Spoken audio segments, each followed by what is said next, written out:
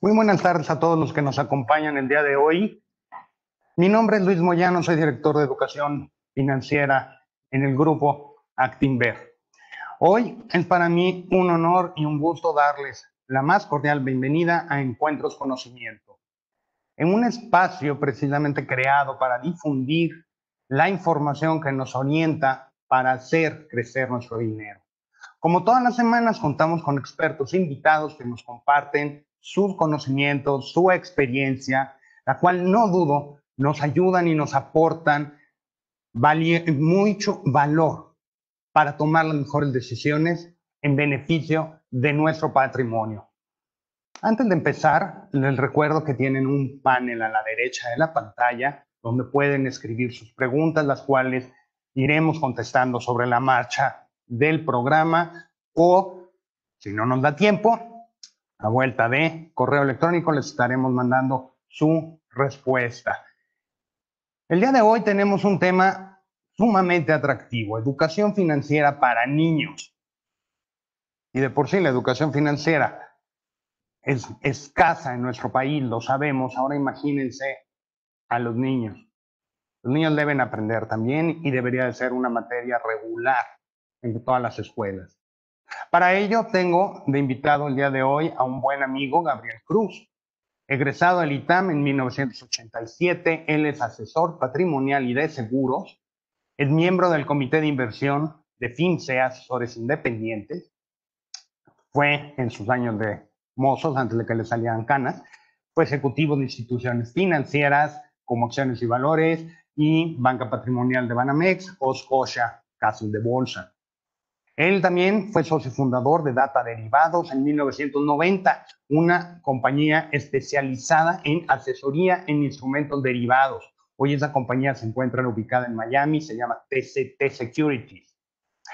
Él mantuvo también viva una revista electrónica llamada Murmullo Financiero y participó en El Sol de Irapuato con su columna Sácale Jugo. Siempre Gabriel ha sido bastante inventivo, llamémoslo así, con los nombres, ¿no? Por eso inclusive el nombre de su libro, que se llama Pequeños Montes, Grandes Ganancias. Gabriel, muy buenas tardes. Muchísimas gracias por acompañarnos el día de hoy y platícanos la educación financiera en los niños. ¿Qué importancia tiene y qué podemos hacer para fomentarla nosotros como adultos? Cuéntame. Tienes apagado tu micrófono, Gabriel. Siempre me ha gustado hablar en silencio.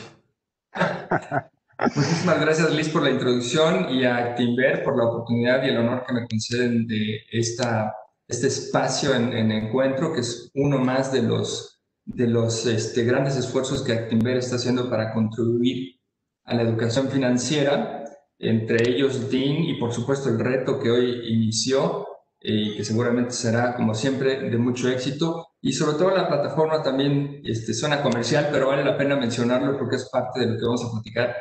Pero también la plataforma de la Casa de Bolsa en Internet, como es Bursanet, que también contribuye a la educación financiera, pero además de ello también contribuye a democratizar el acceso al mercado de valores con cantidades realmente pequeñas. Pues felicidades a toda la familia Actinver y sobre todo a ti, Luis, que sé que le has dedicado toda una vida a todo este proyecto.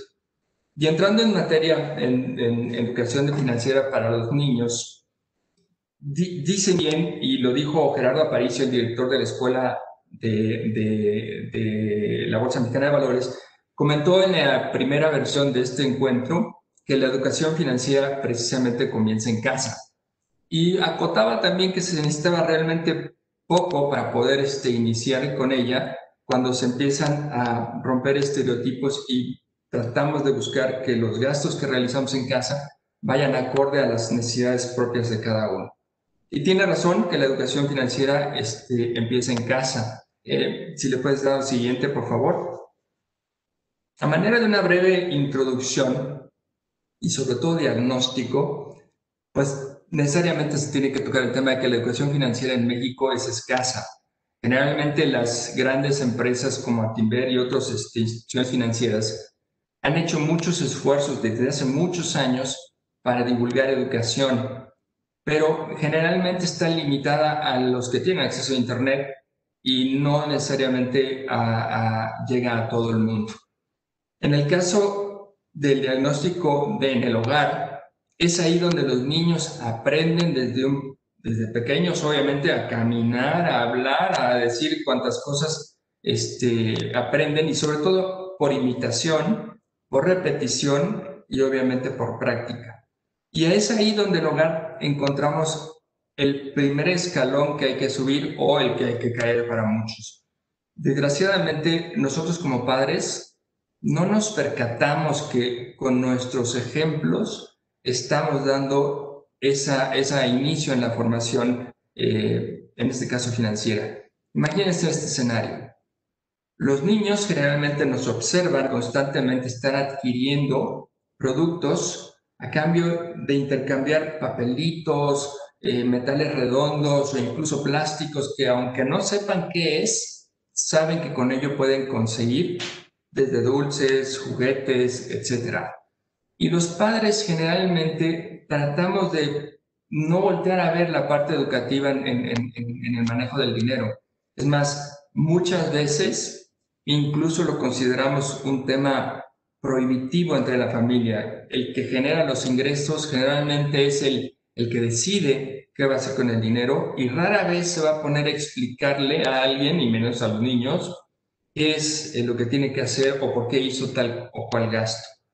Creo que ahí detona precisamente el primer obstáculo que tiene la educación financiera en México, porque efectivamente debe iniciar en casa. El segundo obstáculo es el sistema financiero educativo, perdón, el sistema educativo nacional.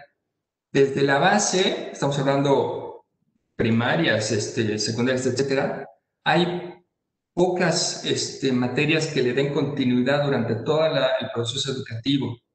Hay algunos programas a nivel primaria que sí contemplan una introducción precisamente a lo que acabo de mencionar hace un ratito, el conocer las monedas y demás, pero no hay una continuidad en el resto de la formación. Y cuando llega al nivel medio superior, generalmente se encuentran por ahí una que otra materia en finanzas personales, que seguramente durará un semestre nada más, y no logra permear por sí misma la educación formal, el lograr formar precisamente a los chavos en lo que se refiere a finanzas para ellos.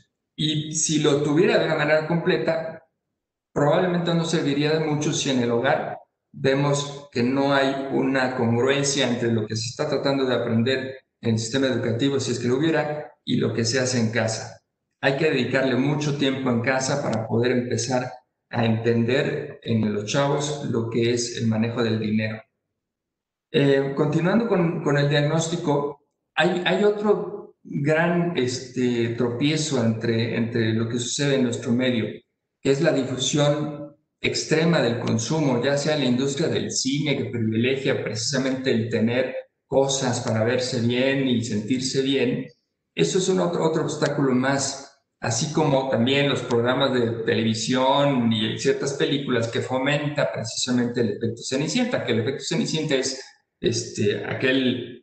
aquella persona de bajos recursos, hombre o mujer, que es rescatada por el príncipe azul, que lo lleva a otro nivel socioeconómico, que finalmente eso se ve muchísimo en los programas de televisión, y obviamente el constante bombardeo publicitario entre las ofertas de fin de mes, no voy a decir nombres para no echar comerciales de más, pero entre la venta nocturna y que quién sabe qué, se va mucho los esfuerzos de poder lograr algo en cuanto a una buena administración del dinero.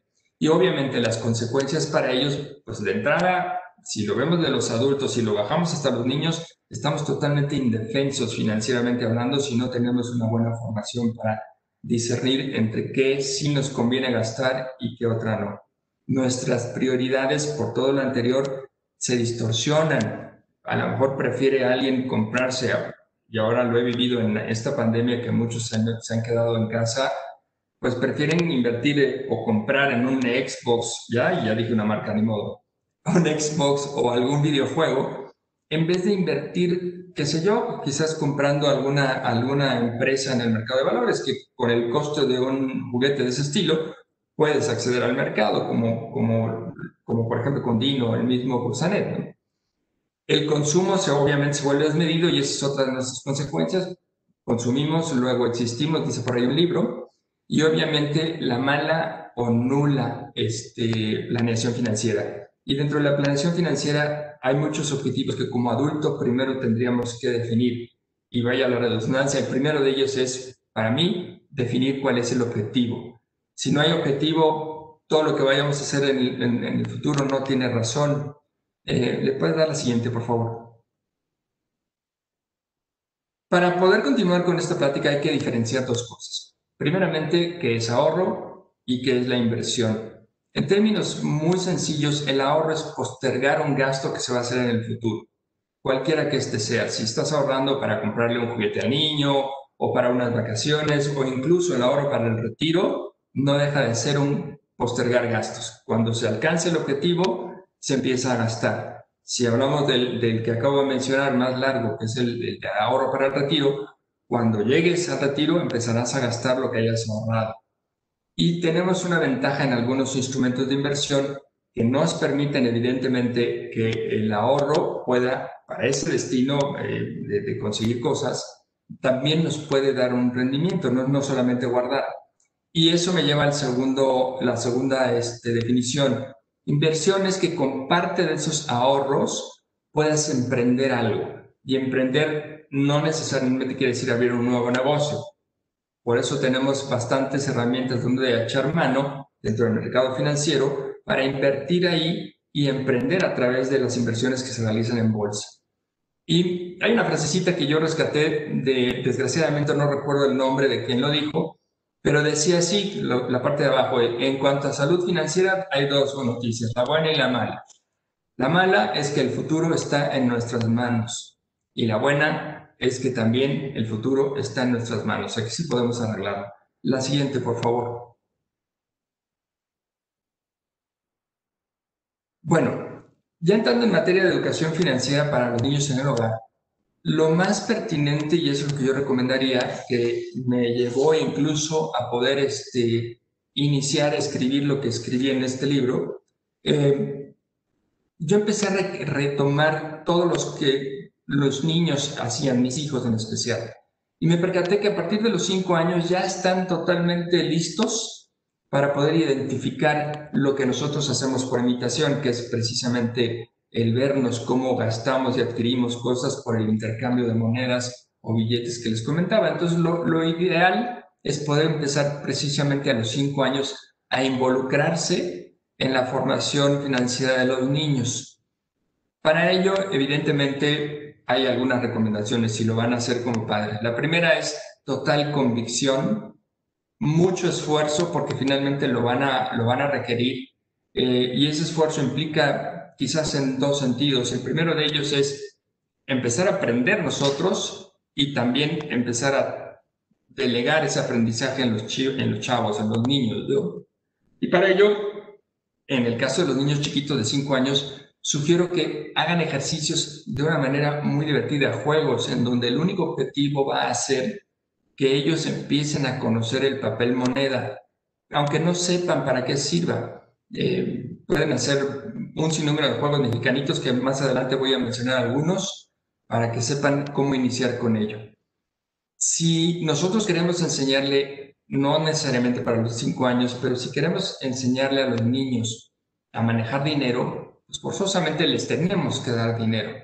Y aquí cobra sentido el que puedan entregarle una mesada, ya sea que le llamen el domingo, semanal, quincenal, etcétera, pero tienen que hacerlo con mucha seriedad y convicción y sin que ellos se los pidan. Ustedes tendrían que aportar dinero a manera tal vez de una nómina, para que quede un poquito más claro, y que los niños sí puedan aprender a manejar ese dinero después de cierta edad. Y obviamente los niños tienen mucha energía para pedir cosas. Siempre les van a decir, quiero esto, quiero lo otro, quiero aquello. Y eso me lleva a otra recomendación. Cuando lleguen a hacer esto y definan cuál es la mesada que le van a dar al niño, por ningún motivo deben dar más. Si eso es lo que designaron y el niño se lo gastó en lo que haya sido, ustedes no deben de otorgarle más dinero. ¿Ok?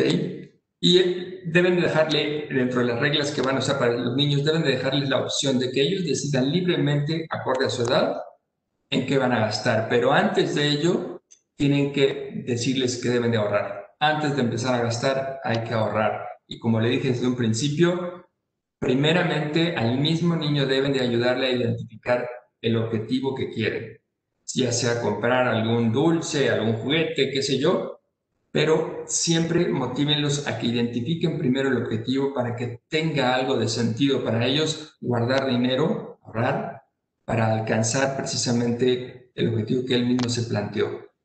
Y obviamente, como le van a dar cierta libertad para gastar acorde a su edad, pues tienen que dejarlos que se equivoquen. Y una vez que se equivocan y al revisar cada periodo de aportación, tiene que sentarse con ellos para que también puedan definir y marcar cuáles son los errores que tuvieron y quizás preguntarles, ¿te ayudó lo que hiciste en tu gasto para alcanzar el objetivo más pronto? Y ellos mismos se van a dar cuenta que no. ¿Le dan la siguiente, por favor? Lo anterior solamente fueron algunas ideas a manera de conservar la actitud que debemos de tener para poder enseñarle a los niños de una manera muy temprana. Los objetivos, como les dije en un momento dado, es diferenciar a esta edad de los 5 años cuáles son las denominaciones que existen en las monedas, billetes y demás, y obviamente fomentar la convivencia familiar. Hay algo que me ha saltado mucho también en esta época de pandemia que estamos viviendo muchos en casa. Quienes tienen niños pequeños, he recibido comentarios incluso de los niños, que es la época más feliz de su vida porque han podido convivir con sus papás, cosa que antes no lo hacían o por exceso de trabajo del padre o de la madre, pero convivían poco con ellos. Y hoy en día creo que tenemos esa gran oportunidad todavía los que tienen hijos pequeños para poder seguir conviviendo con ellos y al mismo tiempo aprender. Y créanme, les puedo asegurar que van a aprender juntos. Para empezar ese aprendizaje con ellos y empiecen a motivarlos, vamos a fabricar una alcancía, por ejemplo, pero tiene que hacer con ellos. Y ahí vienen un par de ilustraciones para que puedan fabricar con ellos una alcancía por cada moneda o papel moneda que vayan a ayudarles a ahorrar. Los juegos que van a realizar para que ellos empiecen a guardar esas monedas, no importa, no son juegos de azar obviamente, son juegos para convivir. Los juegos que ven ahí, que alguna vez hice yo con mis hijos, como la rayuela, que espero que sepan cuál es, y si no les pido que después me lo indiquen y les digo gráficamente cómo es, o las carreras de monedas, o que calquen una moneda en un papel, etcétera, para hacer no sé, juegos de magia con ellos, van a decir, oye, mira cómo aparece la moneda, etcétera, ¿no?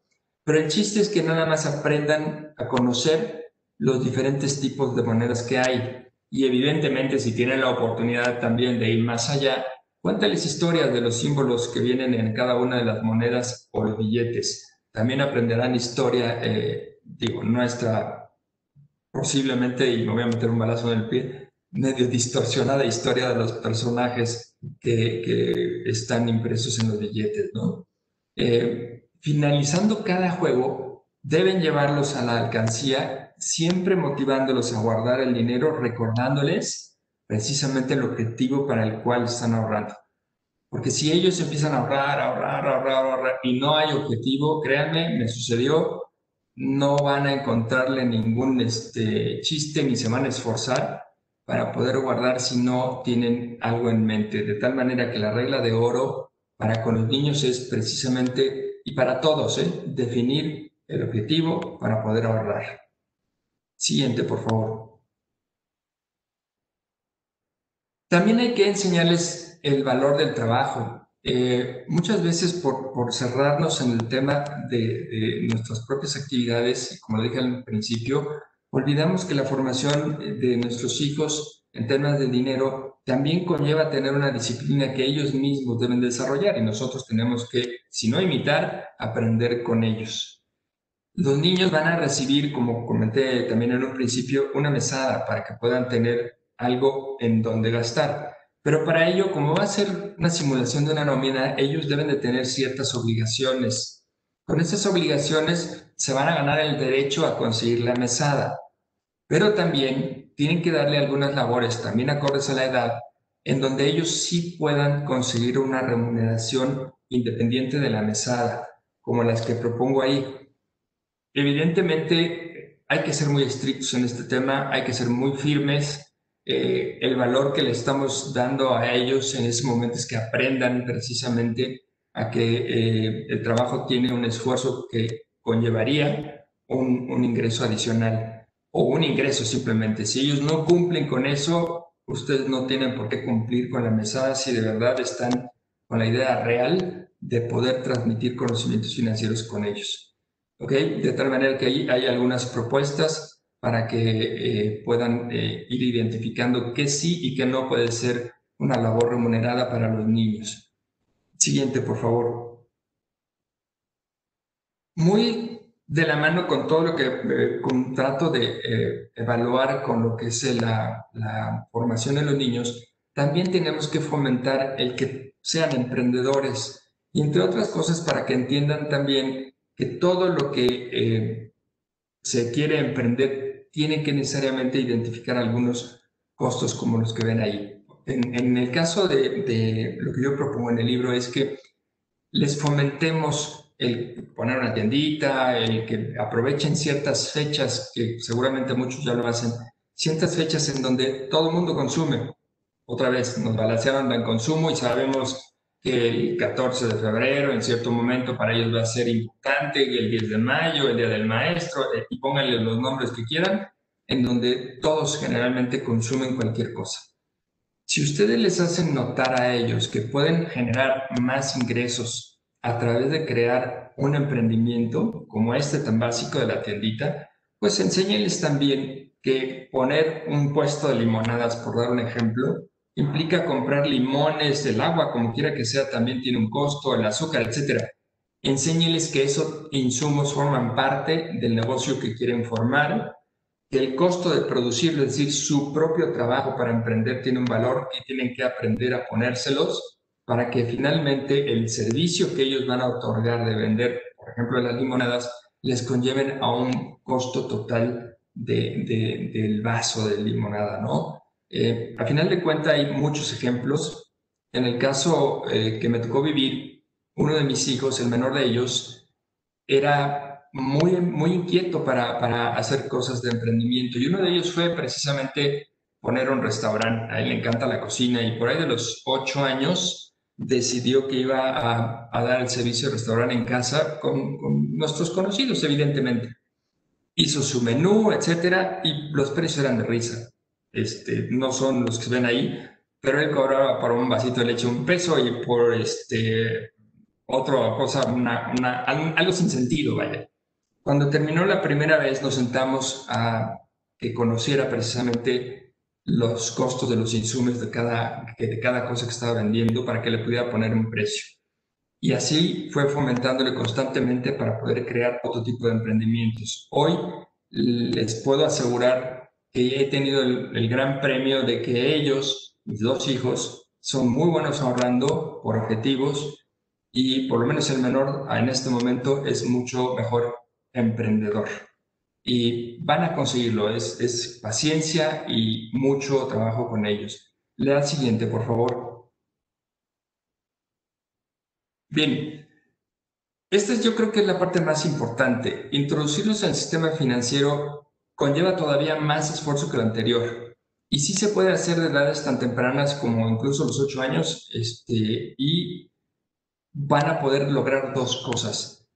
Que pongan ellos mismos sus límites de gastos, ustedes van a poner el premio al ahorro, y ahorita te voy a decir cómo, y a su mismo tiempo tienen que enseñarles a que controlen los gastos precisamente en tarjetas de débito, por ejemplo. Hoy en día las instituciones financieras, casi todas, tienen un producto que va dirigido a niños. Generalmente son chequeras sin cheques, que son las tarjetas de débito, en donde les solicitan poner un monto mínimo de aportación para la apertura y ese monto nunca debe disminuir, de lo contrario el banco cobra comisiones. Y de ahí vienen esas reglas que pongo allá abajo. En primera instancia, si lo van a hacer otra vez, se necesita mucha disciplina como padres y mucha retroalimentación con ellos. Hay que llevarlos a abrir una cuenta, tienen que acompañarlos cada uno de ellos. Después de abrir la cuenta, tienen que enseñarles a manejar un cajero automático.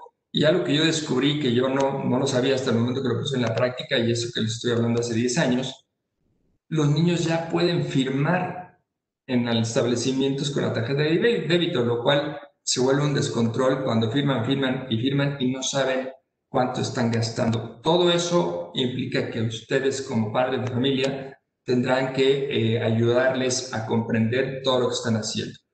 Las reglas que yo sugiero son estas. Primero, recuerden que ya debieron haber empezado desde antes a depositarles una mesada. No esperen a que se los pidan, tienen que hacerlo de manera constante si ellos cumplen con su parte. Segundo, deben de hacerles entender que la cuenta que están abriendo necesita tener un saldo mínimo que no lo pueden tocar. Si en su momento llegan a tocarlo, en ese momento ustedes cortan la mesada, dejan de depositarles el dinero que quedaron ustedes hasta que ellos puedan resarcir el monto mínimo que les pide la institución. ¿Cómo? Con los trabajos que ustedes ya definieron en casa, que sí son retribuibles y remunerativos. Y obviamente definan el gasto cuando salen en familia. En mi caso, muchas veces, bueno, mi hijo el menor, que les decía que es el emprendedor, también es el que gastaba por todo. Salíamos y era un viacrucis, quiero, y entre los nos constantes, se volvía unas salidas muy pesadas para la familia.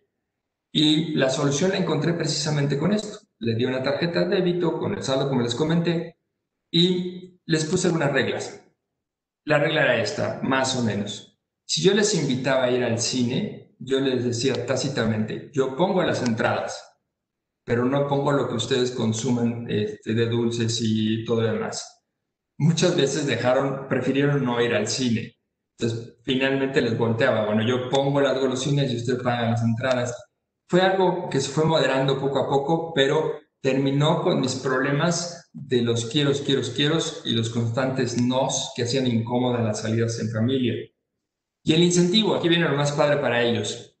Recuerden que les deben dejar libertad plena para gastar y después revisar que sus gastos les ayudaron o no a crecer. Pero una de las reglas es, si yo te deposito, voy a poner un monto ficticio, 100 pesos a la semana, más los 500 que generalmente es lo que te piden una cuenta de inversión o de ahorro más bien para niños, ya tienes 600 pesos, pero tú solamente puedes gastar 100.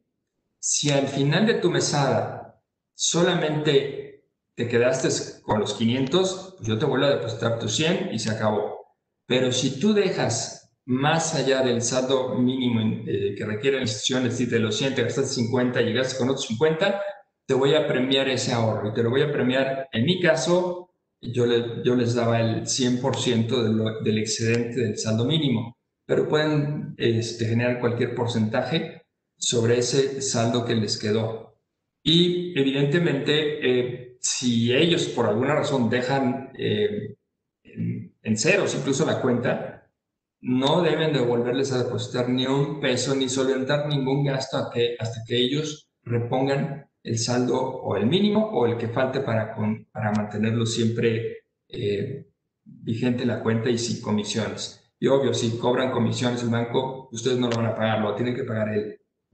Y otra cosa más, generalmente los niños cuando llegan sus cumpleaños, navidades o algunos eventos especiales, los padrinos, los abuelos, les llegan a regalar cantidades de dinero interesantes, dígase, más allá de los 1,000 pesos, qué sé yo, para su edad.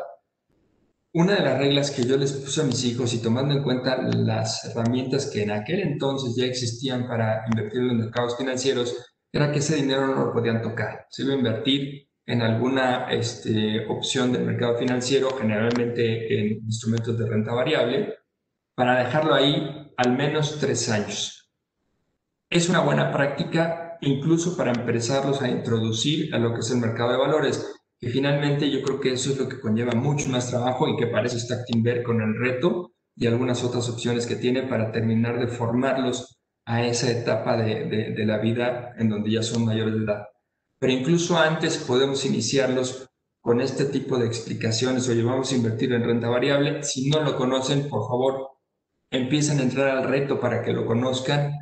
Lean el libro o llegan a libros, hay muchísimos para aprender el mercado y algunos son muy sencillos. Y finalmente, si van a hacer esto, lo único que les sugeriría es mucha preparación, mucha paciencia, mucha constancia y en su momento van a haber premiado todos los resultados, tanto para ellos, y se los puedo asegurar, como para ustedes mismos. Yo con esto termino la presentación. Si tiene alguna pregunta, estoy a la orden.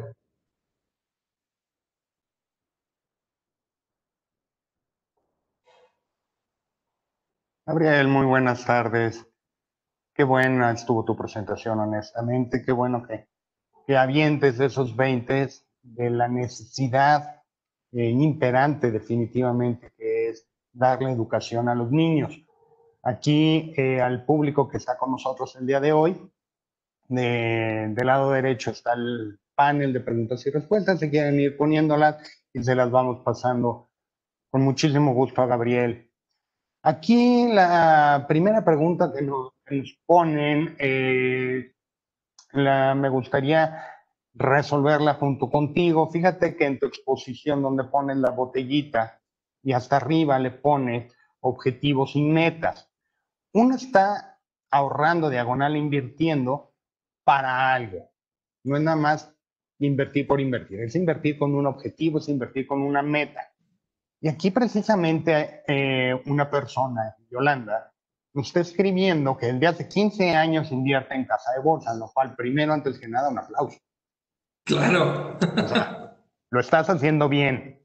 Pero ahora quiere obtener mejores rendimientos en la compraventa de acciones, pero como ella dice, no sabría dónde invertir. Entonces, primero, ¿cuál es el objetivo? ¿Cuál es la meta que tiene ese dinero?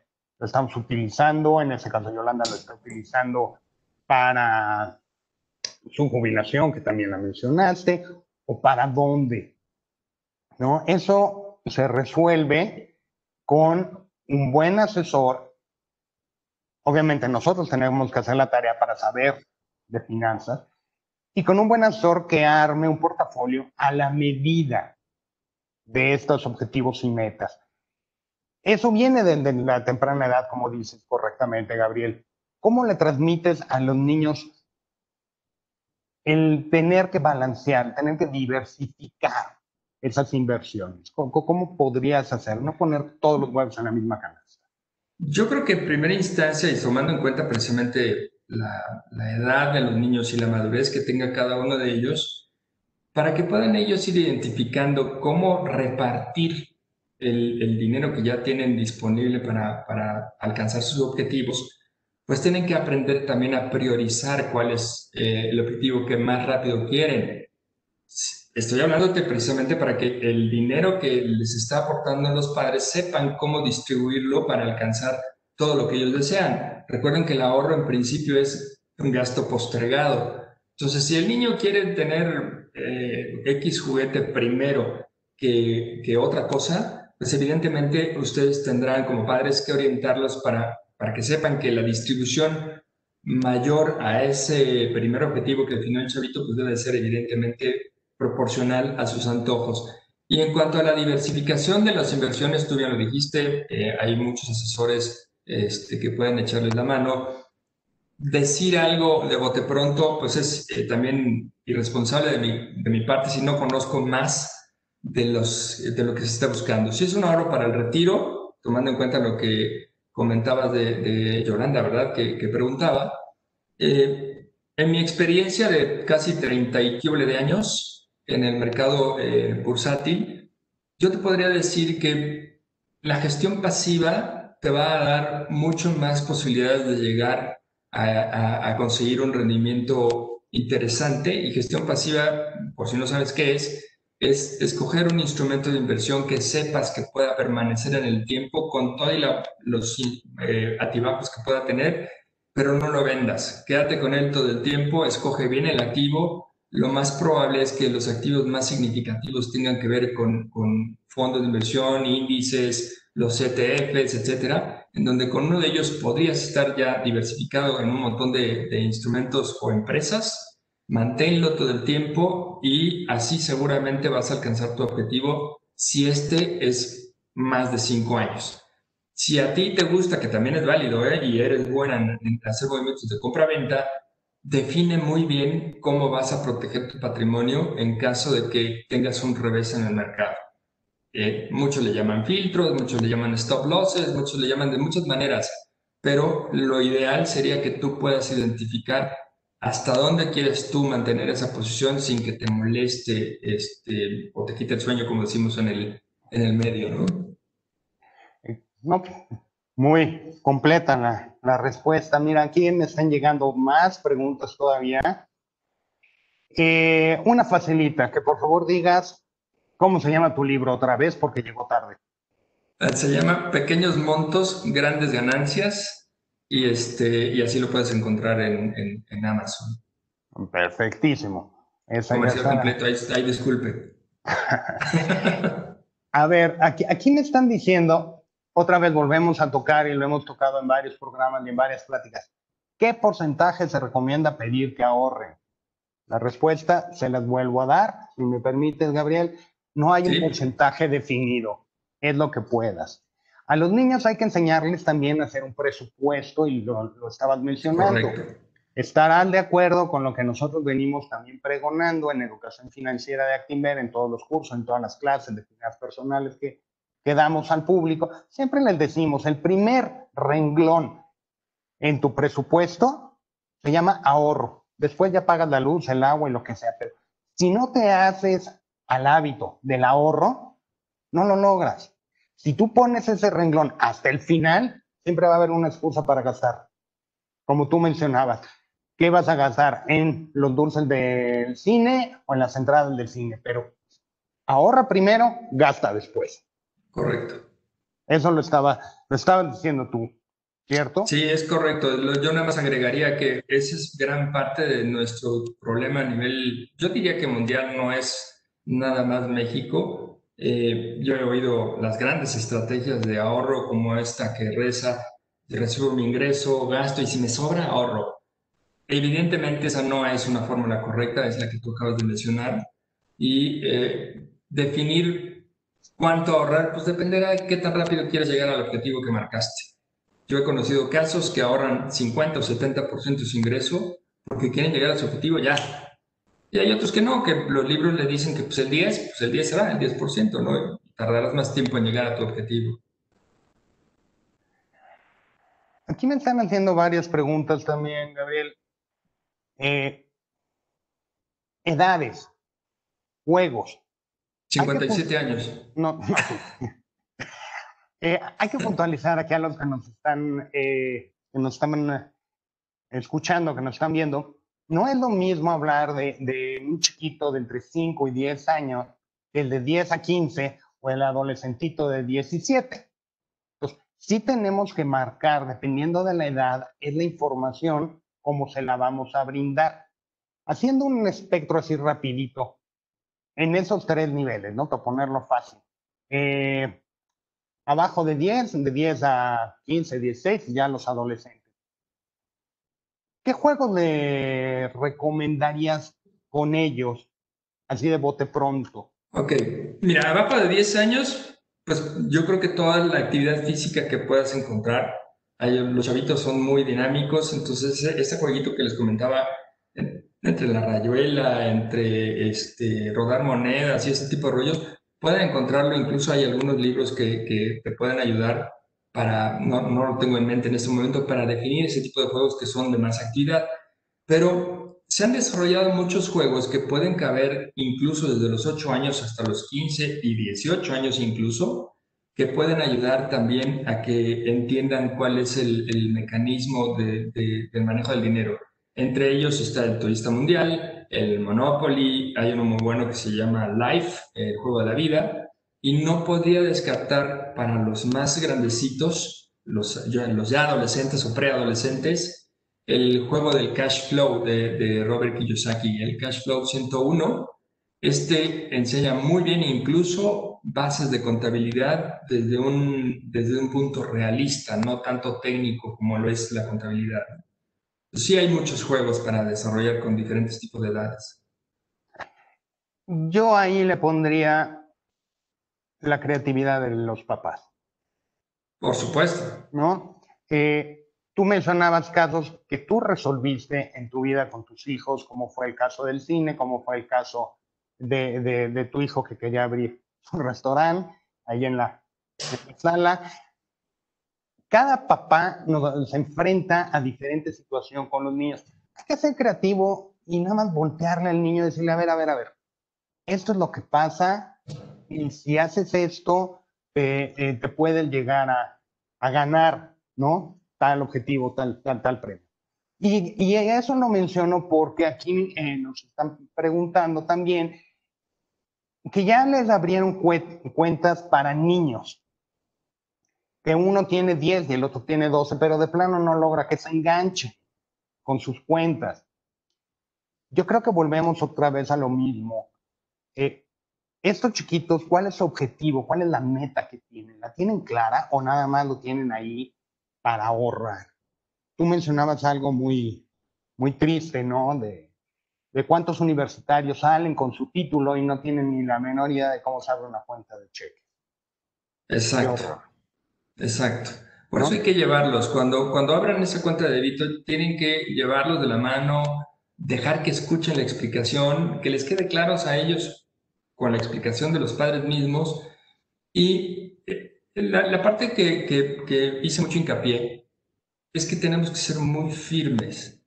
Si sus niños tienen esas cuentas de débito con saldo, pero ustedes no les dan permiso de gastar con esas tarjetas, no van a aprender. Tienen que dejarlos que gasten. Y obviamente antes de gastar, como también comentaba, y acorde a lo que acabamos de comentar hace un momentito también, primero enséñales a ahorrar para alcanzar ese objetivo que definieron, el resto que se lo gasten.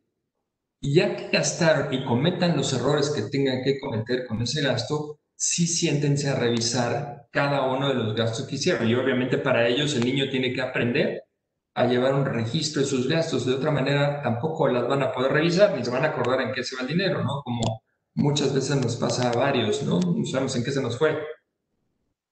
Entonces es importante que definan, primero, que sí les van a dejar utilizar esa tarjeta de débito o esas cuentas, expliquen las reglas del juego perfectamente bien, sean muy, muy firmes en todas las reglas que ustedes pongan. Yo puse algunas ideas, pero cada quien tiene que poner sus propias reglas acorde a lo que va a aguantar cada uno. Y finalmente te puedo asegurar que si los niños les sueltas la tarjeta de débito para gastar en lo que sea, pero los papás se abstienen de solventar los gastos que ellos quieran, lo van a terminar usando. Sí, sí, o sea, pero lo van a usar irresponsablemente. Yo creo que mucho de la educación financiera para los niños o adolescentes es hacerlos responsables a ellos precisamente de lo que están gastando, ya sea vía tarjeta o ya sea vía efectivo. Tristemente también luego nos encontramos que hay personas adultas que obtienen su primera tarjeta de crédito y sienten que le subieron el sueldo. Y se ponen a gastar y a gastar y a gastar y a gastar, ¿no?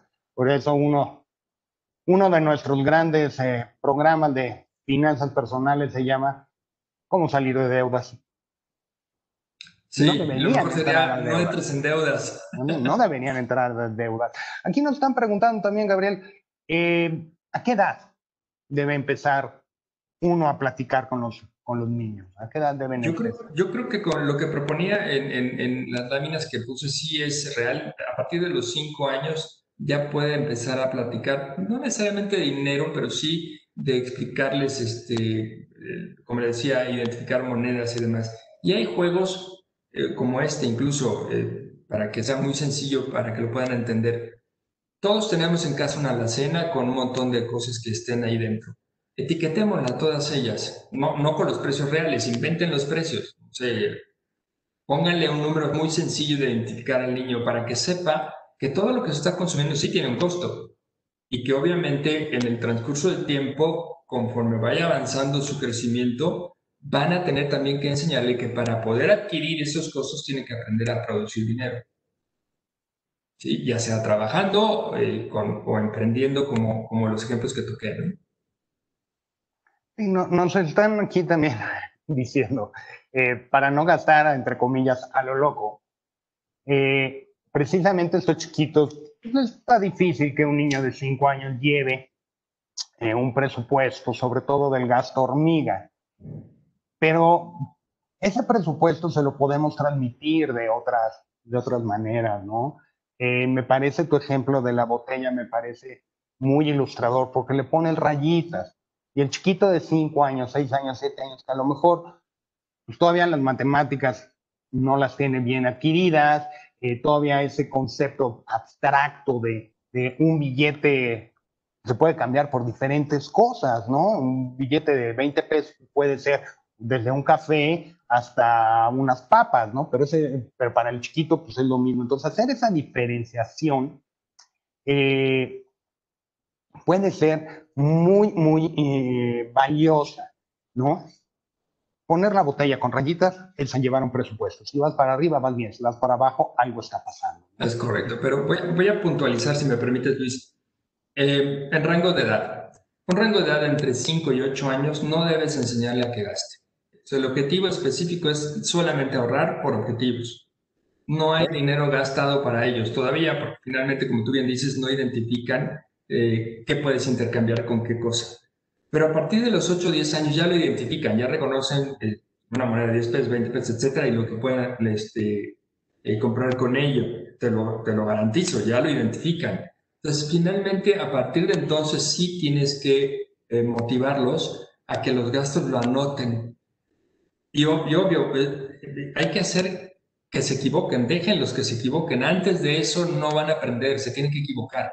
Pero detrás de esa equivocación tienen que estar los padres.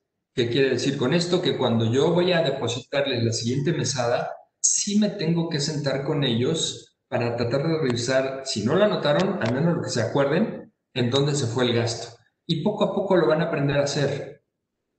Y pueden meterles incentivos, o sea, finalmente también les puedo decir, oye, si tú anotas tus gastos, además de la mesada que te voy a dar, no sé, cualquier otro premio, no necesariamente dinero, pero cualquier otro premio, en función de que también motives y que estén escribiendo lo que gastan.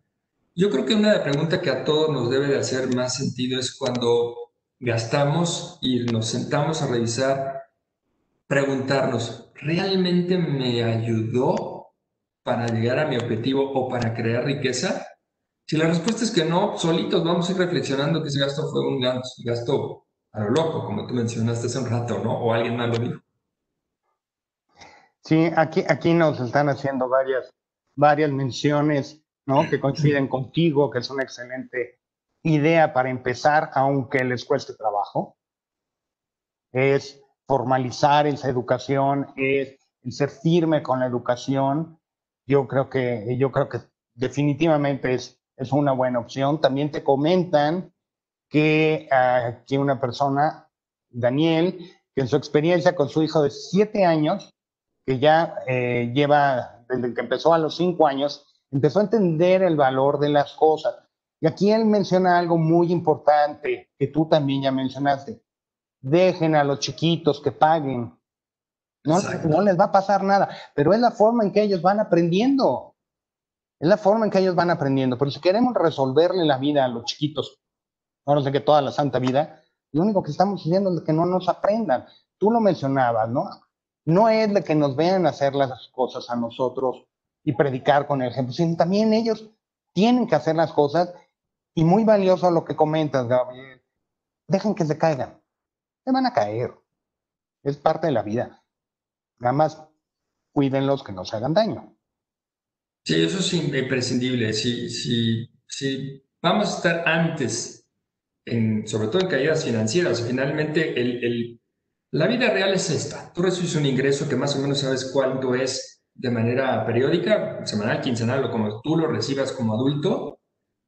Y esa vida real te marca hasta dónde tú puedes llegar a adquirir cosas sin que caigas en un factor de endeudamiento.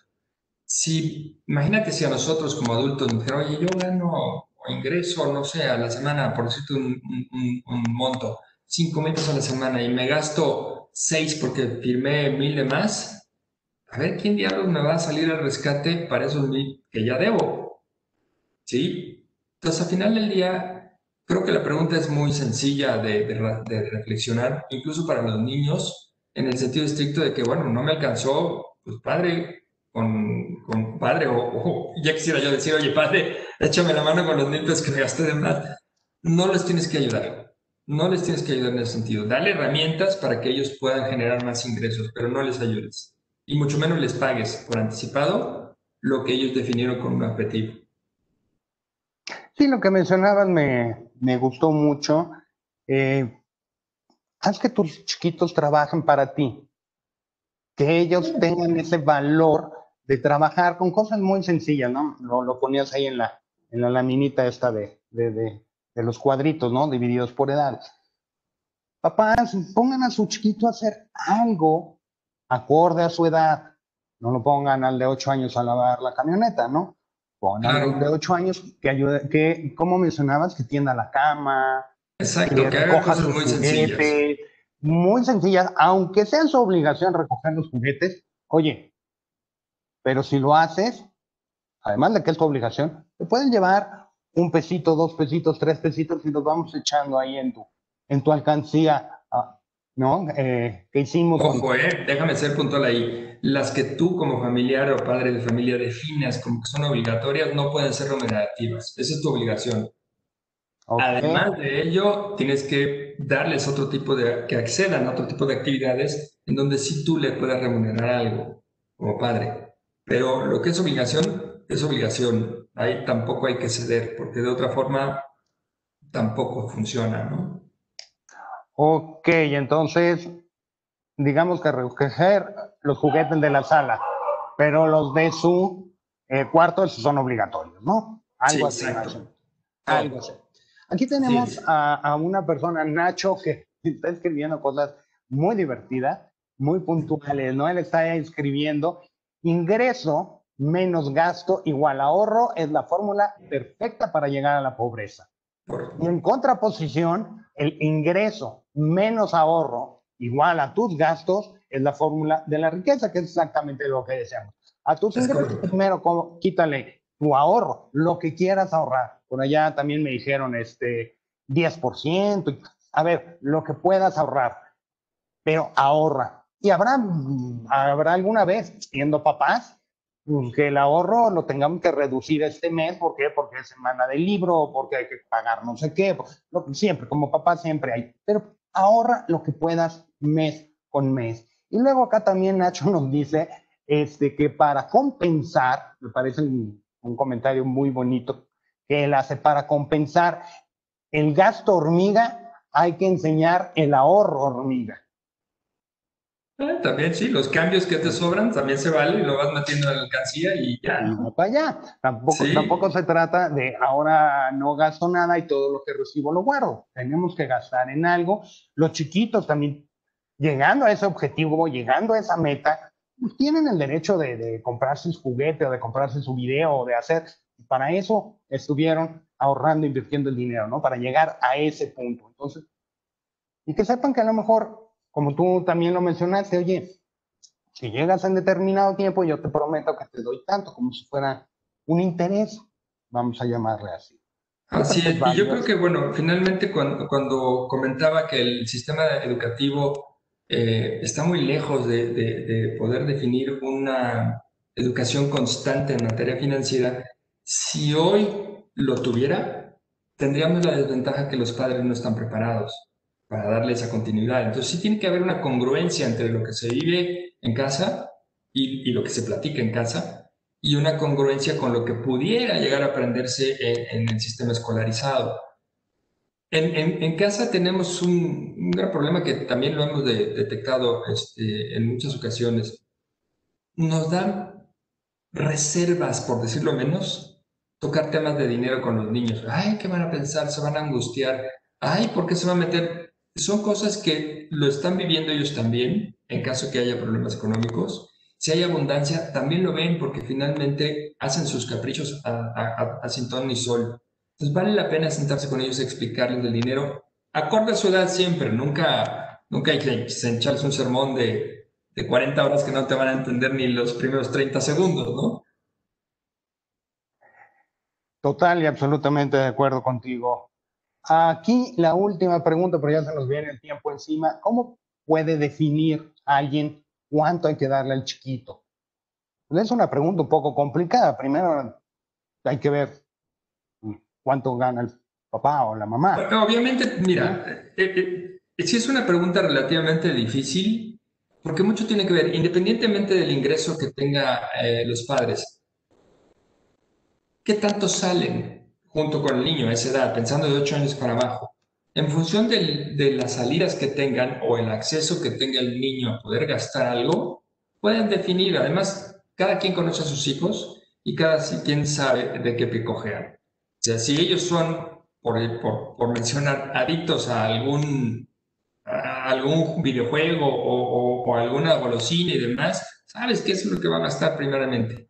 Entonces, puedes ir determinando qué monto le puedes dar para que pueda cumplir con su antojo, pero acuérdate que le vas a dar para el antojo, pero lo primero es ahorrar. Entonces, finalmente el monto no es tan significativo como las acciones que emprendamos para que ellos aprendan. No, qué palabras más sabias. Tienes toda la razón. No es el monto, son las acciones, es la educación. Pues, Gabriel, yo Así te quiero es. dar las gracias por acompañarnos el día de hoy, a todos los que amablemente estuvieron aquí en el programa. Para esta, yo les recuerdo que las preguntas que nos hicieron que no hemos podido contestar durante este tiempo, se las contestaremos por correo. Yo los invito para que el próximo lunes nos vuelvan a acompañar aquí en Encuentros Conocimiento a las 5 de la tarde. Tendremos de invitado a César Rubalcaba de Fibra Monterrey, que precisamente nos va a platicar qué es una fibra en la bolsa, ¿no? Y cómo comprar y cómo vender y por qué es bueno este instrumento de fideicomiso inmobiliario, las famosas fibras. Por último, los invito, no se les olvide seguirnos en nuestras redes de Actinver, en Facebook, en Twitter, en Instagram y en LinkedIn. Muchísimas gracias a todos. Son las 6 de la tarde. Empezamos. Gracias. Gracias, Luis, que les vaya muy bien.